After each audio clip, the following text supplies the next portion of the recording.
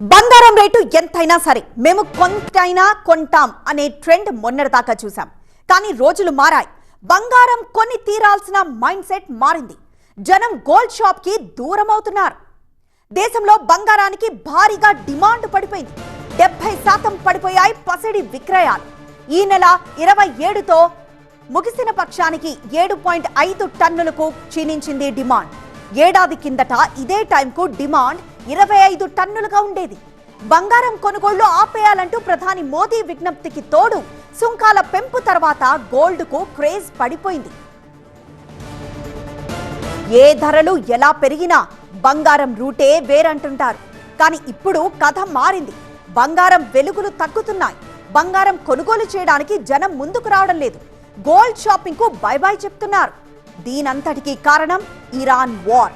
పశ్చిమాసియా యుద్ధం సామాన్యుడి బతుకు మీద ప్రభావం చూపుతోంది. అందుకే మన దేశంలో గోల్డ్ మీద మోజు అనివార్యంగా తగ్గుతోంది.